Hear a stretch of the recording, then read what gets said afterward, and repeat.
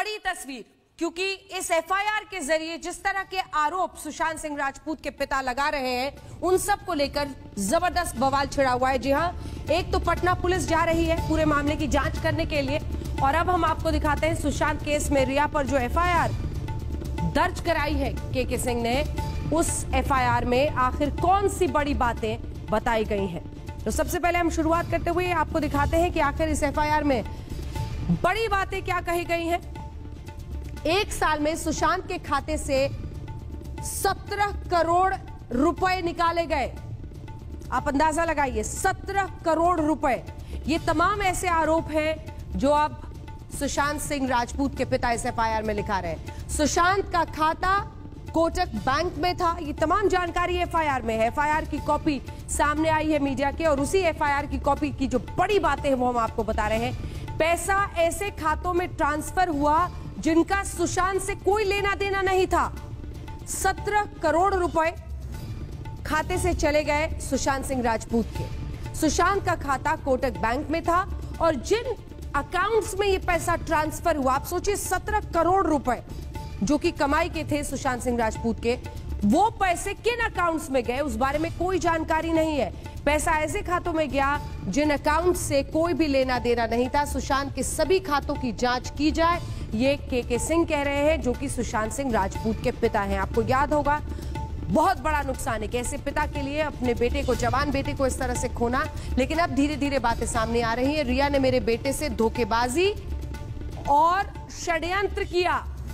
के सिंह एक एक बात को विस्तृत तरीके से पूरी एफआईआर में दर्ज किया गया है, और उसी एफआईआर की बातें हम आपको यहां पर बड़े स्क्रीन पर समझा रहे हैं, दिखा रहे हैं। रिया से दोस्ती के बाद सुशांत की फिल्में कम क्यों हो गई, बहुत सारी ऐसी बातें हैं जो उसमें लिखी गई हैं। इसकी जांच की जाए, ये के सिंह कह रहे हैं। यानी जो फिल्में मिल रही थी वो भी कम हुई, इसकी जांच होनी चाहिए। उन्होंने ये भी इशारा किया है कि पैसे का गालमेल है, षड्यंत्र है, धोखेबाजी है। ये तमाम बिंदु सुशांत सिंह राजपूत के पिता के सिंह खुद दिखा रहे हैं। सुशांत ऑर्गेनिक खेती के लिए कुर्ग केरला जाना चाहते थे, इसकी भी लाइन पढ़िए। इसमें वो कहते हैं कि रिया चक्रवर्ती ने साफ कह दिया था कि अगर तुम गए तो ठीक नहीं होगा। यही तमाम शब्द वहां पर लिखे गए हैं। वो अपने दोस्त महेश शेट्टी के साथ वहां जाना चाहते थे। रिया ने कुर्ग जाने का विरोध किया, मना कर दिया कि वहां मत जाओ, नहीं जाना। नहीं मानने पर मेडिकल हिस्ट्री सार्वजनिक करने की धमकी दी। यह कहा रिया चक्रवर्ती ने कि अगर तुमने मुंबई छोड़कर अपने दोस्त महेश शेट्टी के साथ कुर्ग में जाकर ऑर्गेनिक फार्मिंग का काम शुरू किया तो मैं तुम्हारे मेडिकल हेल्थ, यानी जो साइकाइट्रिस्ट से ट्रीटमेंट ले रहे थे सुशांत, ये तमाम बातें सार्वजनिक कर दूंगी। मैं दुनिया को बता दूंगी कि तुम्हारा इलाज हो रहा है। क्रेडिट कार्ड, इलाज के दस्तावेज, पिन नंबर, पासवर्ड लेकर रिया चक्रवर्ती चली गई।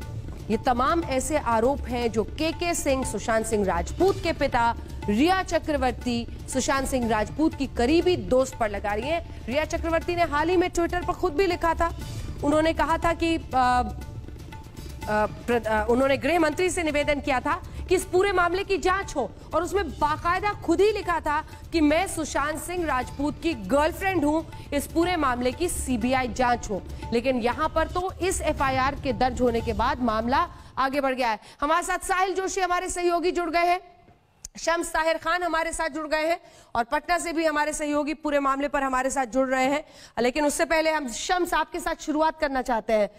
क्या समझ में आ रहा है ये पेच, क्योंकि पिता ने अब रिया चक्रवर्ती पर बड़े गंभीर इल्जाम लगाए हैं, धोखेबाजी, पैसे के लेन देन, तमाम ऐसे आरोप लग रहे हैं। शम्स, देखिए अंजना, तीन चीजें हैं इसमें। इस पूरे एफआईआर को अगर हम पढ़ें, पहली चीज तो ये है कि कल विसरा की रिपोर्ट आई और मुंबई पुलिस ने अनऑफिशियली एक तरह से कहा कि कोई फाउल प्ले नहीं है, मतलब खुदकुशी का है। दूसरी चीज ये है कि उसके बाद ये, हालांकि एफआईआर 25 जुलाई की लिखी हुई है शाम 6:30 बजे की, लेकिन आखिरी में जो एक लाइन कही गई, अब तक 1.5 महीने से हम नेपोटिज्म, भाई भतीजावाद फिल्म इंडस्ट्री में, उसको लेकर सुशांत के डिप्रेशन की बात कर रहे थे। इस एफआईआर में सुशांत के पिता साफ साफ ये लिखते हैं कि मुंबई पुलिस की जांच पे उन्हें भरोसा नहीं है, इसलिए क्योंकि जिन लोगों से वो पूछताछ कर रही है उनसे पूछताछ करने का मतलब नहीं है, जो सही लोग हैं, जो असली लोग हैं, उनसे पूछताछ कीजिए। मतलब अभी तक मुंबई पुलिस नेपोटिज्म को लेकर पूरी इंट्रोगेशन कर रही थी, जांच कर रही थी, पूछताछ कर रही थी। इस एफआईआर के बाद कम से कम एक सेकंड, एक पॉइंट इसमें और है। वो ये कह रहे हैं, सुजीत झा भी हमारे साथ जुड़ गए पटना से। हाँ, जुड़ गए। सुजीत झा का भी ऑडियो आ गया हमारे पास। सुजीत, आपके पास भी आऊंगी। शम्स, इस एफआईआर में वो ये भी कह रहे हैं कि इस बात की भी जांच हो कि रिया चक्रवर्ती की उनकी जिंदगी में आने के बाद फिल्में क्यों कम मिलने लगी। ये वाला एंगल भी है। मैं वही कह रहा हूं, पहली चीज तो कि इस एफआईआर के बाद नेपोटिज्म को लेके अब तक जो एक सारी चीजें हो रही थी, शायद वो अब हाशिए पे चला जाएगा, क्योंकि अब रिया चक्रवर्ती सेंटर में होंगी। हालांकि इस पूरे एफआईआर में अगर मुंबई पुलिस या पटना पुलिस जो जांच करने के लिए गई है, सिर्फ एक अहम चीज है जिसमें रिया चक्रवर्ती को सुसाइड के लिए उकसाने का दोषी करार दिया जा सकता है, और वो ये है, जो एक इंपॉर्टेंट पॉइंट है, कि एक साल में उनके खाते में सुशांत सिंह राजपूत के 17 करोड़ थे, जिसमें से 15 करोड़ उन खातों में पैसे गए जिन खातों के बारे में कोई जानकारी नहीं है, और ये खाते कहीं ना कहीं रिया चक्रवर्ती और उनके परिवार के लोगों से जुड़े हुए हैं। अगर ये साबित हो जाता है कि ये 15 करोड़ कोई छोटी रकम नहीं है, बैंक के थ्रू गया है और इसका ट्रांजैक्शन सही तरीके से हुआ है, तो रिया और उनके परिवार के लोगों तक ये पैसे पहुंचे हैं, तो फिर दम होगा इस केस में। और इस केस में जो बाकी आरोप लग रहे हैं, कहीं ना कहीं उसके साथ कोरिलेट करते जाएंगे। जो एक और गंभीर आरोप है कि जिन डॉक्टरों ने सुशांत सिंह राजपूत का इलाज किया उनके डिप्रेशन की वजह से, उन डॉक्टरों पर भी शक जताया उनके पिता ने, और कहा है कि ये इलाज और ये डॉक्टर रिया चक्रवर्ती के इशारे पे काम कर रहे थे, इलाज कर रहे थे, और इसीलिए उन डॉक्टरों से भी अलग से पूछताछ होनी चाहिए। तो ये दो ऐसी चीजें हैं जो अगर सामने आए तो फिर इन सारी चीजों में जो इल्जाम लगाए गए हैं, कहीं ना कहीं एक नया मोड़ ले सकता है केस।